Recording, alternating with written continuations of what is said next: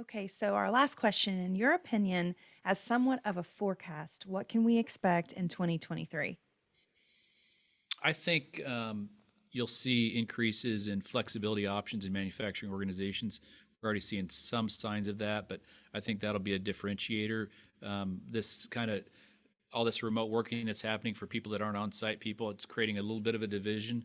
And what the takeaway from that need for on-site versus not on-site, the remote working kind of things that have happened, and some employees in manufacturing can do that, but you don't want it to create a chasm between people.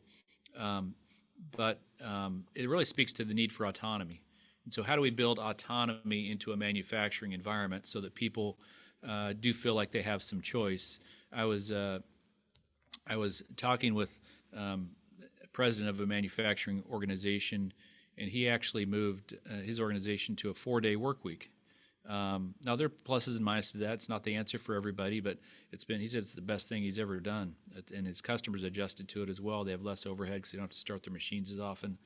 Um, but there's kind of a trend toward that. We actually asked employees in production jobs what kind of flexibility options their organization has provided them. And the number one mentioned one was a relaxed dress code. That was a little over half of people said their organization offered a relaxed dress code. Another third said there's a little bit of flexibility in terms of the start and end times that they have, some choice over the hours that they work. But we also looked at what which of those flexibility options, and we asked them about 11 different flexibility options. You'll be seeing some articles come out on this soon, but which ones would you change a job for? And there are two that came to the top there: increased PTO and a 4-day work week were the two that came to the top in terms of things that change a job for. 4-day work week, particularly for people in on-site jobs, does increase well-being. We've seen higher levels of well-being. Engagement's about the same, so it doesn't necessarily improve engagement.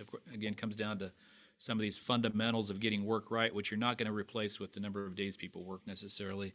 It's not going to change whether people know what's expected of them or get recognized for good work or feel cared about.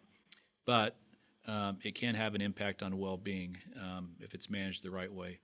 There's no policy that I think will replace engaging people and thinking about them as a whole person, but there's some that can help people feel like they have some autonomy, I think, and some flexibility in a on-site kind of job. So I think those are things that organizations are going to be thinking pretty seriously about in the future.